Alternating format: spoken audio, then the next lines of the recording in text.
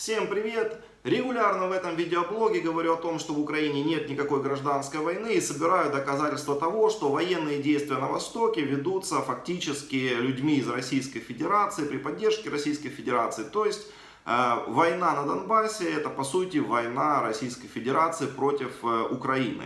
И вот очередное подтверждение этому озвучил Александр Бородай, бывший лидер боевиков ДНР, который, напомню, является первым главой правительства ДНР, ну так называемым, там все в кавычках. Это Бородай тот самый, который весной 2014 года приехал из России в Донецк, будучи гражданином России, рассказывал нам в Донецке, как нам нужно отделяться, что нам нужно там делать, на какой референдум ходить и так далее. Так вот, этот Александр Бородай дал очередное интервью, в котором абсолютно прямо, даже без каких-либо полунамеков, сделал такое заявление, что на самом деле все так называемые ополченцы ДНР, ЛНР должны быть благодарны Владимиру Путину, потому что лишь благодаря ему и его действиям, что особенно важно, они вообще остались живы, они сегодня вообще живут, да, и только лишь благодаря Путину на свете до сих пор существуют такие образования, как ДНР и ЛНР. Давайте послушаем прямую речь. Я хочу сказать, что мы конкретно такому человеку, как президент Российской Федерации Владимир Путин, несколько должны. Мы — это особенно те добровольцы, которые пришли в 2014 году. Мы ему самую малость задолжали. Самую малость. Жизнь. Ну, а точнее, жизнь. Все, кто пришел в 2014 году, в первой половине 2014 года, все помнят, какая ситуация сложилась к концу, во второй половине июля 2014 года. И если бы не его политика, не его решения и действия, то нас бы не было. Так же, как и не было бы русского Донбасса, Донецкой и Луганской народных республик. Поэтому мы Владимиру Путину конкретно, лично, каждый должен.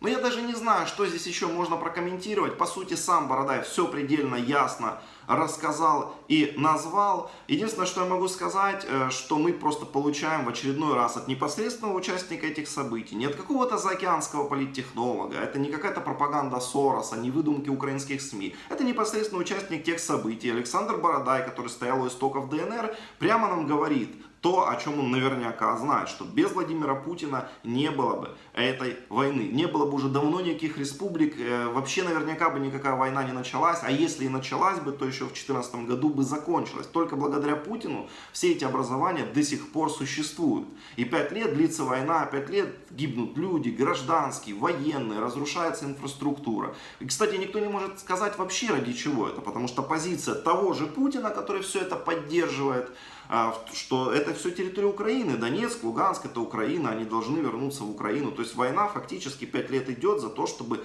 эти территории просто-напросто вернулись в Украину. И Бородай это подтверждает. Я не устаю собирать вот все эти свидетельства, хотя всем разумным людям все давно уже понятно. Тем не менее, я считаю, что крайне важно фиксировать каждое такое заявление, которое делается той стороной и непосредственными участниками всех этих событий, как со стороны ДНР, ЛНР, то есть эти боевики, да, так и со стороны непосредственно России. Это очень важно. Это важно не только для международных судов. Я не знаю, дойдет ли когда-то дело до них, будут ли судить этих людей, будет ли Россия выплачивать компенсации, но мы должны быть к этому готовы.